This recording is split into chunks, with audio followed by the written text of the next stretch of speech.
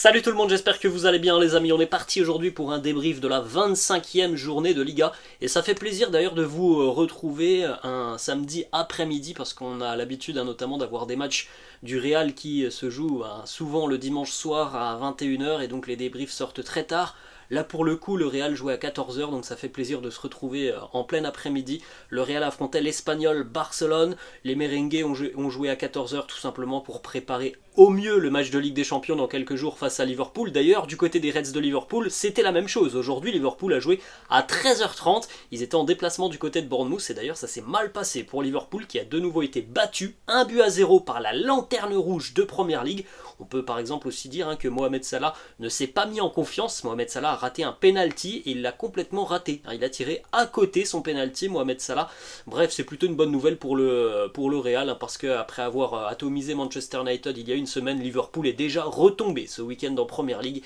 Bon, on parlera peut-être des Reds un petit peu plus tard. En tout cas, aujourd'hui, le Real recevait l'Espagnol Barcelone. C'est une victoire pour le Real Madrid sur le score de 3-1 dans un match où le Real a mis quand même une grosse quinzaine de minutes à rentrer dans sa rencontre. Malheureusement, ces 15 minutes, elles ont été tout de même fatales aux merengues qui ont concédé l'ouverture du score, qui est d'ailleurs magnifique, de Roselu, sur une erreur aussi de Camavinga, sur une perte de balle aussi un petit peu plus tôt d'Aurélien Tchouaméni, mais le but de Roselu, franchement, il est somptueux. Ça, c'était à la 8e minute. Quelques minutes plus tard, d'ailleurs, on a eu aussi une autre opportunité pour l'Espagnol qui aurait pu doubler la mise sur un coup franc au second poteau. Je ne sais plus quel est l'attaquant de l'Espagnol qui est laissé libre, mais vraiment tout seul au second poteau. Heureusement que Thibaut Courtois réalise une parade importante parce que ça aurait pu être un tout autre match s'il y avait eu 2-0 au bout de même pas 15 minutes de jeu.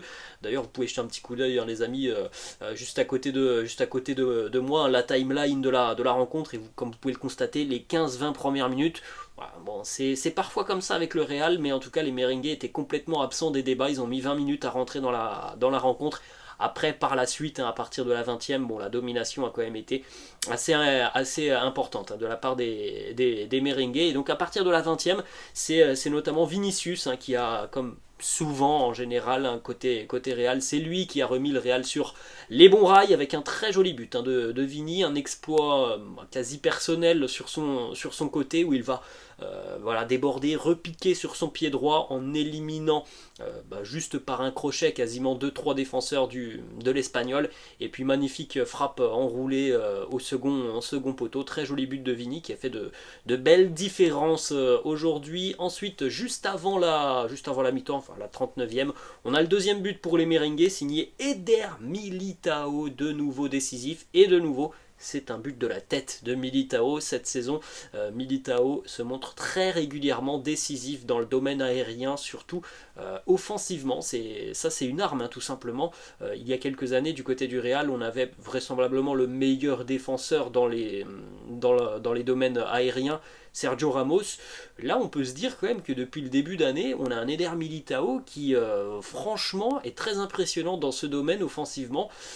C'est son 6e but de la saison, déjà, Eder Militao. Très joli coup de tête. Il faut aussi saluer le magnifique geste d'Aurélien Tchouaméni, cet extérieur qui donne tout simplement un joli caviar à Militao au second poteau. Et puis, la seconde mi-temps a été quand même assez pauvre, notamment au niveau du rythme. Ça a été vraiment très tranquille en seconde mi-temps.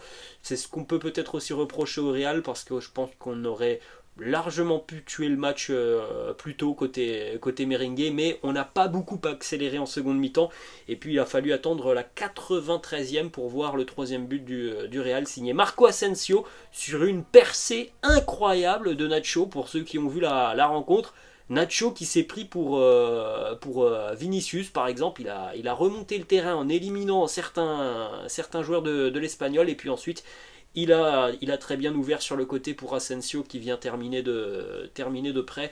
Bon, c'est une prestation qui fait du bien, je pense, au moral par rapport aux derniers résultats du Real. C'est une prestation aussi encourageante, évidemment, pour le match face à Liverpool dans quelques jours. Au niveau, encore une fois, de l'état mental des deux équipes, le Real est plutôt pas mal, et Liverpool, là, qui vient de retomber, évidemment, doit avoir encore le moral dans les chaussettes. Donc voilà, tous les indicateurs évidemment et tous les feux sont au vert pour que le Real puisse aller valider sa qualification dans quelques jours, avec évidemment aussi le résultat acquis au match aller. En tout cas, voilà, c'est un match aussi où, faut quand même le dire, on n'avait pas de Karim Benzema et où on s'est créé quelques situations. Bon, c'est pas non plus le match où on a vu énormément d'animation dans la surface de réparation. Encore une fois, c'est positif ça. On a eu pas mal de frappes de loin aujourd'hui. Par exemple, on n'en avait pas eu face au Barça il y a quelques jours en Coupe du Roi. Donc voilà, c'est quand même ça quelque chose de très très positif. Après,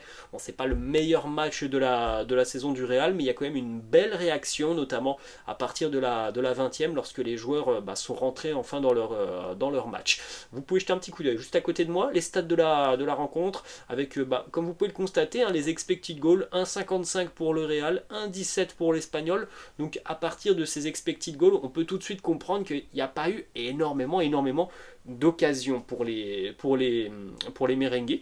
71% de possession à 29, 22 tirs à 10, 7 tirs cadrés à 3 pour les merengues qui malheureusement encore une fois cet après-midi ont fait preuve, je trouve, de fébrilité défensive et notamment sur les 15-20 premières minutes. C'est quelque chose de récurrent depuis le début de saison. Vous pouvez jeter un petit coup d'œil juste à côté de moi, les amis. La compo de Carlo Ancelotti pour affronter l'Espagnol. Thibaut Courtois dans les buts, Nacho, Militao, Carvajal, Camavinga, Tchouaméni, Kroos, Modric, et en attaque Vinicius, Rodrigo et Fede Valverde. On va démarrer avec Thibaut Courtois qui encaisse un but qui est magnifique. Franchement, hein, le but de l'Espagnol, il est somptueux dans la construction. Alors oui, il y a une erreur de Camavinga, une erreur de jugement. Dans la construction, il est tout de même joli et la finition est exceptionnelle. Donc Thibaut Courtois ne peut absolument rien. Quelques minutes plus tard, il va faire un arrêt très important.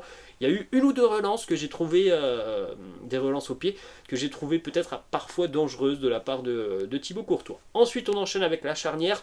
Il me semble que Eder Militao a été désigné homme du match de cette rencontre.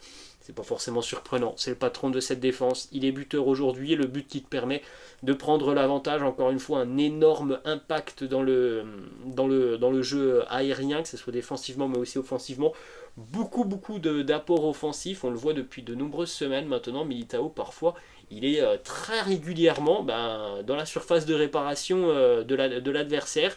Alors voilà, parfois ça peut jouer des tours, hein, parce que ça veut dire qu'il faut quelqu'un qui vienne prendre sa place. Mais en tout cas, il a un impact qui est indéniable sur la défense madrilène. Nacho a été très très solide aujourd'hui, mais comme souvent, et voilà, c'est une belle récompense pour lui, le troisième but avec cette passe D pour Asensio, parce qu'il fait un super match, Nacho, comme d'habitude. On ne l'entend pas, il fait son match très solide, très bon dans les duels, dans les impacts. Bref, ça a été très très sérieux de la part de l'arrière-garde de la charnière, même si c'est vrai que sur les 20 premières minutes, parfois on était peut-être un petit peu trop mal organisé. Il y a eu des erreurs aussi individuelles qui ont coûté un peu cher sur les 20 premières minutes, mais en tout cas la charnière a été solide. On va poursuivre les amis avec les deux latéraux. Bon, c'est un match vraiment assez moyen pour Eduardo Camavinga, qui a perdu pas mal de ballons, qui n'a pas toujours été très juste dans ses interventions.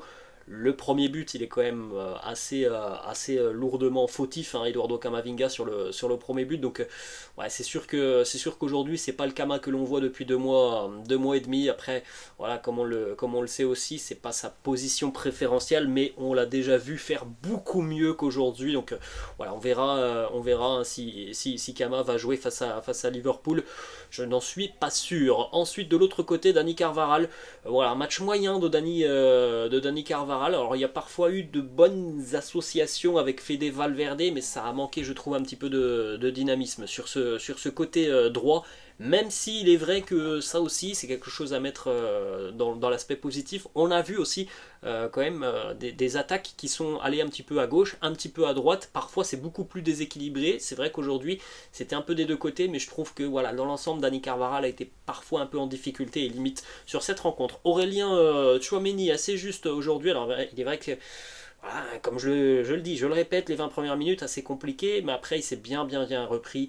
Il a été très bon dans les duels, dans les récupérations de balles au milieu de terrain. Pour moi, franchement, hein, Je pense que c'est le meilleur milieu de terrain sur cette rencontre, Aurélien Tchouaméni. Luka Modric, je trouve, a été quand même assez discret aujourd'hui, et Tony Kroos a été assez en vue, notamment sur certaines passes qui ont pu casser des lignes.